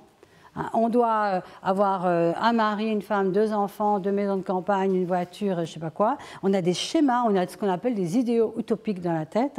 Mais en fait, ça ne se passe pas comme ça, la vie. Ça arrive, ça, des fois. Mais je sais ça depuis que je fais des conférences dans les associations des dos au deuil. Je ne sais pas, j'ai l'impression qu'il n'y avait pas beaucoup de gens qui perdaient des enfants. Et dans l'association, là, la dernière, avec ça, des mamans qui venaient et qui me disaient... oh là là, puis alors avec une lumière dans les yeux, parce qu'elle venait au moment où c'était déjà quand même un peu transformé, parce qu'évidemment, c'est pas tout de suite après qu'on est comme ça. Et elle me disait, j'ai changé tellement de choses dans ma vie maintenant, je connais le goût de la vie, le goût inestimable d'être en vie, d'être vivant, la préciosité de la vie. Elle me dit, je ne regarde plus les gens de la même manière, je ne leur dis plus au revoir de la même manière. C'est-à-dire, en fait, cette intensité de quelque chose qui peut s'arrêter. Et ça va s'arrêter. Ça va s'arrêter dans la forme que c'est. Et donc, en fait, finalement, les deuils les plus intenses, c'est aussi ceux qui nous ramènent à la vie, à la vraie vivance. Rappelez-vous, les vivants ferment les yeux des morts, mais les morts ouvrent les yeux des vivants. Il y a quelque chose, et c'est vrai que ces gens-là souvent me disent mais ça on ne peut pas le partager avec des gens qui n'ont pas vécu ça parce qu'ils ne comprennent pas. Et c'est vrai que parfois il y a une espèce d'incompréhension parce que le mental il ne peut pas appréhender en fait une expérience qu'on n'a pas vécue. Et c'est normal parfois qu'il y ait des gens qui ne nous comprennent pas. Puis est-ce qu'ils ont besoin de nous comprendre ? Voilà, c'est vertueux à ce qu'on veuille nous comprendre, voilà. Mais en tout cas, c'est vrai qu'ici, là, on a une chance incroyable d'être vivant, d'être ensemble, d'ouvrir notre cœur, d'apprendre vraiment à arrêter toutes ces souffrances, parce que ce que je suis sûre, quand on est face à quelqu'un, il n'y a pas que nous. Il y a vraiment tout. On porte en nous, on est des cellules du corps de l'humanité. Donc, toutes nos cellules portent les mémoires de tout ce qui s'est passé depuis la nuit des temps. Donc, quand je suis en face de quelqu'un et que je lui demande pardon, non seulement je demande pardon à ce qu'elle m'évoque, mais je demande pardon à toutes les mémoires qu'on ne connaît même pas, on n'a pas besoin de les connaître, qui sont inscrites à l'intérieur de nous. Et moi aussi, je parle depuis mes mémoires. C'est pour ça que c'est tellement précieux et tellement puissant. Parce que ça va au-delà que même juste un peu de transpersonnel de personne à personne. Ça va dans l'inconscient collectif, c'est dans le vibratoire, c'est fabuleux. Et c'est d'autant plus fabuleux qu'il n'y a pas besoin de dire du blabla. Il n'y a pas besoin d'abord dire à la personne, tu sais, j'ai beaucoup souffert, parce qu'il m'est arrivé ça. Puis je pense qu'il y a ma grand-mère derrière, il faudrait peut-être que... Voilà. Tu sais, ce truc, on a besoin de donner des détails. Il n'y a rien besoin. Tu es devant quelqu'un, tu ne sais même pas, par exemple... Hier, il y avait des personnes, de la coup, j'avais un truc qui montait, mais je n'ai même pas fait de lien avec qui que ce soit en réalité. Ça s'est fait, j'ai laissé aller, venir, la personne d'après, ah non, ça ne fait plus ça. Puis, parce que c'est tellement profondément dans l'inconscient, dans le vibratoire, ce qu'on fait que, waouh, on touche, le mental, il ne vient pas le récupérer. Voilà, ce n'est pas récupéré par le mental. C'est ça la puissance. Et qu'est-ce qui est plus beau que de vivre dans l'accueil, le cœur ouvert, en donnant la main à la conscience, en s'amusant de faire des choses nouvelles, en osant être, en osant briller. Il y aura des jugements, bien sûr qu'il y aura des jugements. Tous les gens qui n'osent pas le faire, ils vont dire non mais ok. Quand j'étais petite, on disait les chiens aboient, la caravane passe. Ou alors ça me passe sous les pieds sans me soulever. Le train de tes injures roule sur le rail de mon indifférence. La bave du crapaud n'atteint pas la blanche colombe que je suis. Vous n'avez pas dit ça à l'école? Moi je disais ça à l'école. C'est ça. Et pour terminer, peut-être, je ne sais pas du tout l'heure qu'il est, peut-être déjà... Oui, en effet. Oh là ok, j'ai eu l'intuition quand même, j'ai senti là. Je voudrais juste vous donner 2 anecdotes que j'aime beaucoup par rapport au jugement, aux croyances, etc. Parce que c'est vraiment le seul frein qui nous empêche d'être dans la révélation de notre être. Eh bien, quand j'étais en pédopsie, on travaillait avec des petits, autistes, psychotiques, etc., un peu selon Françoise Dolto. Et on ne donnait pas de médicaments. Et un jour, ils ont commencé à prendre des enfants un peu plus âgés. Et là, il y a un Jean-Luc qui arrive. J'oublierai jamais Jean-Luc, tout mignon. Un beau petit gars, blondinet, etc. Dès qu'il nous a vus, il a commencé à nous cracher dessus, à nous donner des coups de pied, à nous envoyer des chaises à la tête. Bon, comme on ne donne pas de médicaments, et qui juste on parle et tout, on essayait de transformer ça par ce qu'on était. Et moi, j'étais enceinte. Hein. Et en fait, tous les matins, je me levais en me disant « Waouh, qu'est-ce qui va encore nous arriver aujourd'hui ?» Et ça ne manquait pas. Et ça durait, on n'en pouvait plus, on en avait marre, on voulait qu'ils partent et tout. Puis un jour, on était en réunion, on fait la réunion qui dure, et tout d'un coup, à la fin de la réunion, on dit « Oh mon Dieu, on a oublié, il y a une stagiaire qui est venue, qui venait pour être avec nous, et on a obligé de l'accueillir, et l'hôpital, c'était un vrai labyrinthe. Hein. Et donc, pas de stagiaire. Bon, on sort, on la cherche, puis on la voit arriver, tranquille et tout. Puis on lui dit oh là là, excusez-nous. On lui dit oh mais c'est pas grave, j'étais à la machine à café, il y a un gamin qui m'a fait un café, tout ça c'était sympa, on a discuté. Oh c'est bien. Et on dit un gamin, mais quel gamin? On voyait pas quel gamin. Elle me dit je sais pas, il s'appelle Jean-Luc, je crois. Je lui dis attends, t'as passé 1 heure avec Jean-Luc à la machine à café et il t'a pas craché dessus? Elle me dit non. Il t'a pas donné de coup de pied? Ben non, mais il était adorable, on a vraiment. Puis elle a vu nos têtes. Elle a vu nos têtes. Et puis elle était presque gênée, quoi, d'avoir fait quelque chose qu'il ne fallait pas. Puis on a l'idée comme de lui dire, mais tu lui as demandé, enfin tu lui as fait quelque chose de spécial. Voilà, non mais. Voilà. Et alors elle cherchait, elle me dit, mais non, je suis arrivée, c'est tout. Et puis après, il y a juste une chose. C'est que quand je l'ai vu, il m'a fait penser à mon petit neveu que j'adore. Et là, on a compris, quelque part. C'est que inconsciemment, parce que bien sûr, ça ne fait pas partie des choses conscientes, hein, mais elle a projeté quelque part qu'elle l'adore. Et le gamin, c'est ça qu'il a capté. Alors que nous, ce qu'il captait, c'est qu'est-ce qu'il va encore nous faire aujourd'hui? Il y en a marre, il faudrait qu'il s'en aille, etc. Vous savez, le truc, le Pepsi Glace, où tout est écrit et qu'on croit qu'on ne voit pas. Et ça a été pour moi une leçon incroyable. Une leçon incroyable. Et j'étais qu'au début, hein, parce que j'étais pas encore trop, on n'était pas dans toutes ces histoires de vibrations, etc. Et le deuxième, c'est un ami prof de maths qui nous raconte qu'il y a une maman qui vient à 4h30, enfin un peu tard, pour demander des infos sur sa fille Evelyne. Lui, il était un peu pressé, il a envie de rentrer, mais enfin bon, il dit, je ne peux pas l'envoyer promener. Evelyne, voyons. Ah oui. Oh, mais Evelyne, elle est intelligente, ça va. Elle me dit, attendez, elle est intelligente, mais bon, quand je vois ce qu'elle revient avec les notes et tout. Vous savez, madame, c'est la puberté. Donc, votre fille, la puberté, votre fille, elle regarde un peu les garçons. Et pendant ce temps, elle ne fait pas tout ce qu'elle a à faire. Mais ça va passer. Vous savez, si elle veut, elle va être... ça va être magnifique. La mère est super contente. Un peu ébahie, mais contente. Elle part 2 minutes après, s'est trompée d'Evelyne. Il réalise. Mon Dieu, l'Evelyne en question, elle est nulle de chez nulle. Il réalise 5 minutes après qu'il s'est trompé d'Evelyne. Et que cette Evelyne-là, elle est nulle de chez nulle, qui n'a rien à en tirer. Mais il ne va pas courir après la mère pour lui dire non, non, bon, il l'a laissé. il a laissé. Et il a oublié. Et 1 mois plus tard, elle était devenue la meilleure de la classe. Alors ça, je vais vous dire, ça fait au moins 40 ans cette histoire, il n'a jamais oublié, parce que lui aussi il a compris.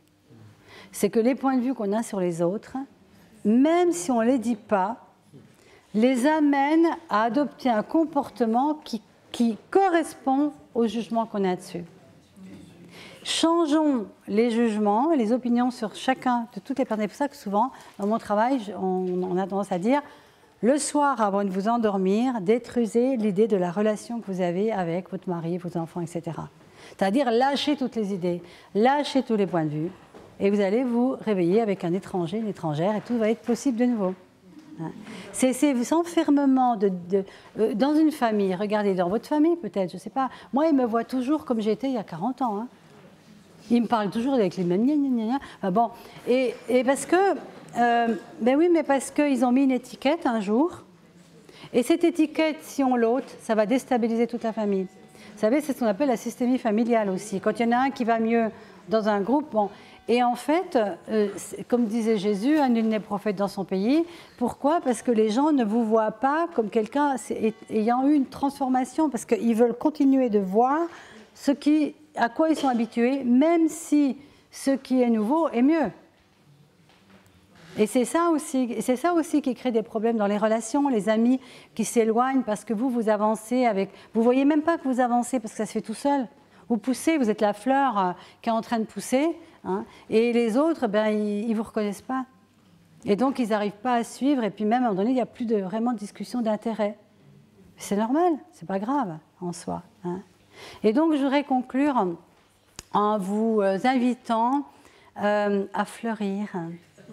À fleurir. Et si vous êtes une tulipe, ne voulez pas être une rose, s'il vous plaît, parce que vous êtes une tulipe. Donc soyez la plus belle tulipe qui peut être. Soyez le plus beau cactus qui soit, si c'est être un cactus, parce que la grande souffrance, c'est de vouloir être comme les autres, ce qui n'est pas possible.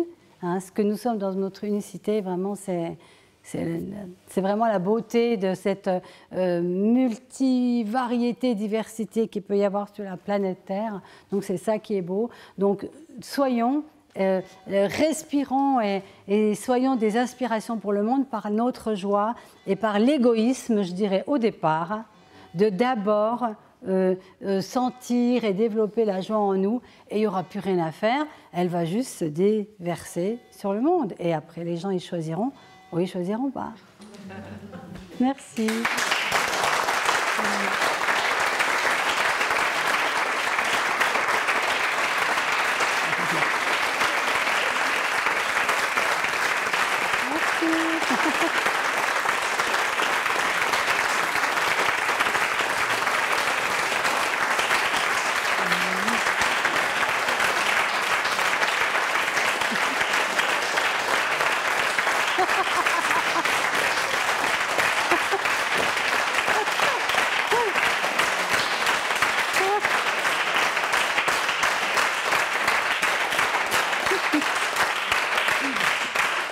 Ça fait drôle.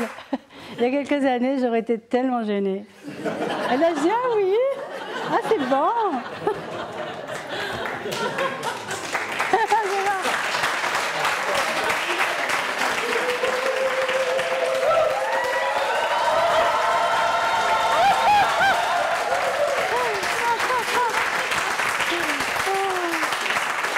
Je vous adore.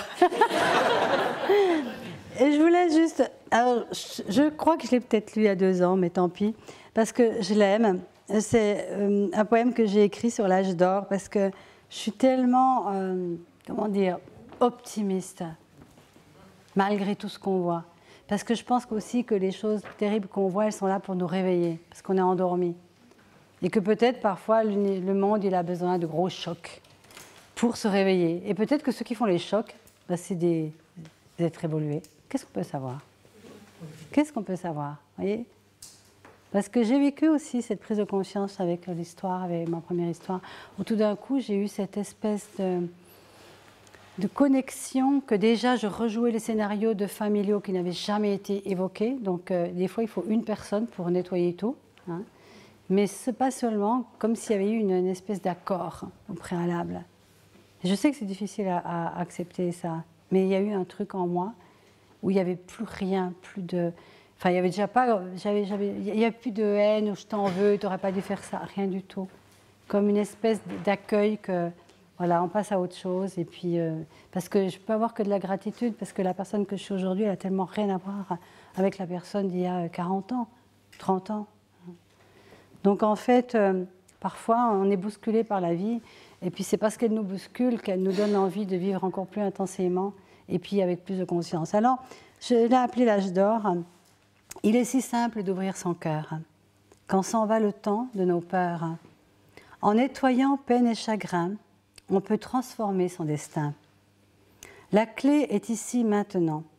Gratitude à chaque instant. Ouverture à la conscience, célébration de la présence. Face aux épreuves, ouvrons les yeux. En évoquant le nom de Dieu, oh, pas celui qui condamne et blâme, mais celui qui élève notre âme.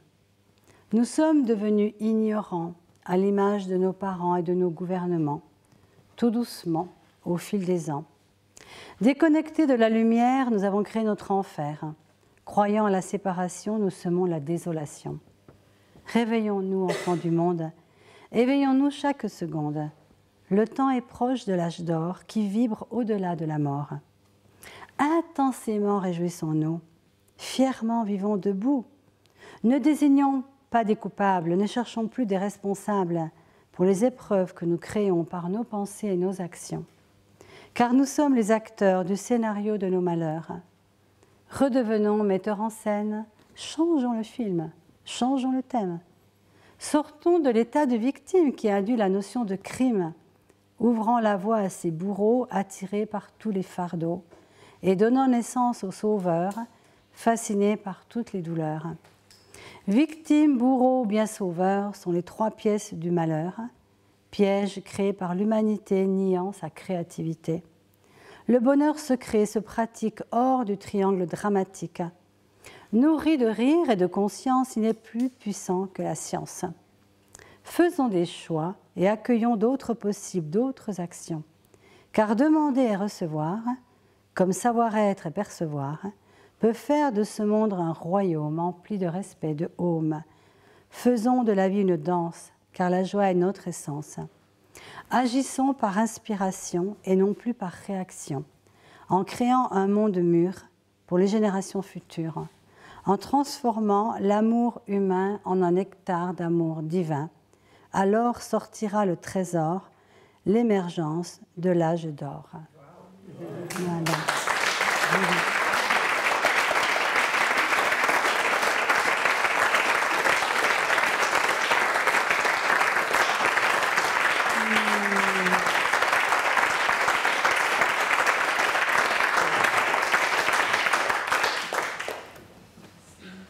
Voilà. Merci infiniment. Voilà. Je peux rien rajouter d'autre. Okay. Merci beaucoup, merci du fond du cœur. Peut-être qu'il y a Des possibilité questions d'avoir un temps de questions, réponses, réactions. On a encore du temps devant nous. Donc, On a pas eu l'histoire du chameau. Oh oui, c'est vrai. Alors il y a un maître qui part dans le désert et il a un disciple, son boulot c'est de s'occuper du chameau. Et donc ils avancent et puis le maître est toujours en train de dire à son disciple « fais confiance à Allah, fais confiance à Allah, fais confiance à Allah ». Et donc en fait ils arrivent dans un caravansérail et il est très tard, tout le monde est fatigué et le maître dit au disciple « attache le chameau s'il te plaît ». Le disciple il dit « ok ». Et puis le lendemain matin, on se réveille, pas de chameau, plus de chameau, plus rien. On ne sait pas s'il a été volé ou si, voilà, on ne sait pas. Donc le maître voit le disciple, il dit mais enfin comment c'est possible? Ah ben demande à Allah parce que moi j'ai demandé à Allah d'attacher le chameau. Hein. J'étais fatiguée et toi tu dis toujours fais confiance à Allah. Et le maître répond fais confiance à Allah, mais d'abord attache le chameau parce que Allah n'a que tes mains.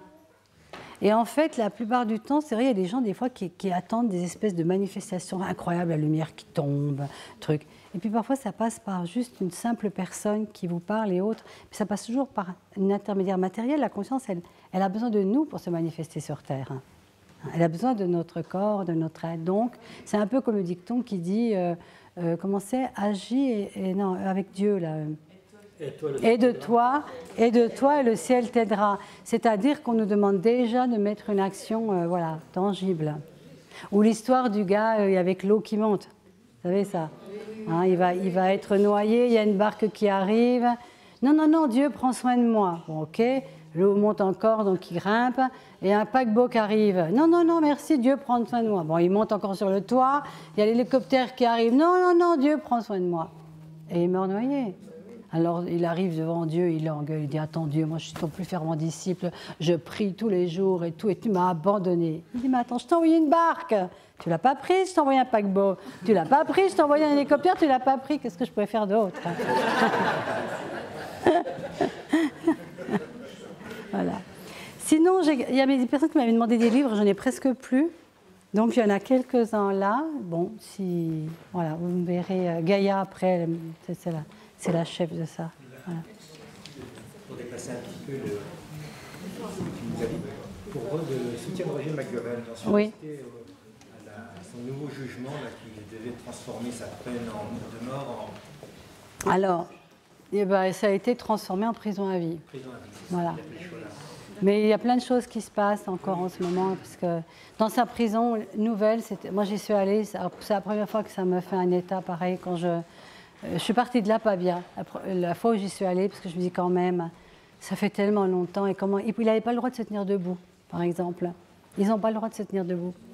Et donc, c'est vrai qu'il ne faut pas rentrer dans la réaction, quoi. Il ne faut pas rentrer dans l'émotionnel, parce que sinon, on ne peut plus aller dans ces endroits-là. Hein, voilà. Mais ce qui est fabuleux, c'est qu'il continue donc toujours son action pour les autres prisonniers. Maintenant, il a aidé incroyable, des prisonniers. Le comité de soutien, finalement, aide d'autres prisonniers sous les demandes de Roger.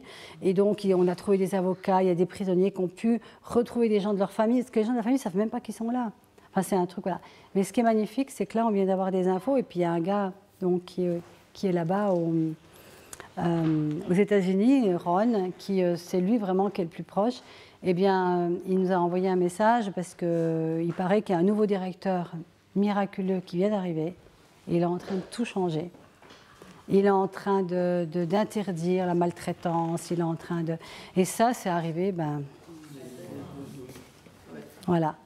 Alors, on ne sait pas ce que ça va donner sur le long terme, mais parce que maintenant, on a eu tellement d'histoires comme ça, et puis que ça s'est transformé, bon, on ne va pas non plus trop, voilà. Mais en même temps, on dit quand même merci, gratitude. Parce que, quand même, je voulais dire que si on veut vraiment changer sa vie, il faut être dans la gratitude. Pourquoi? L'univers capte, cette personne, elle est contente, qu'est-ce que je fais pour lui donner, pour qu'elle soit encore plus contente? La gratitude, c'est certainement, je dirais, le sentiment, l'émotion la plus magnifique à nourrir. Et au début, on peut partir d'un tout petit truc. Oh tiens, je suis en vie, gratitude. Et la vibration devient une vibration de gratitude. Et bien Roger, c'est ce qu'il fait. Alors, je ne dis pas que c'est magnifique, mais peut-être qu'il avait à vivre ça parce qu'il transforme les prisons. Il transforme les gens. Parce qu'il est.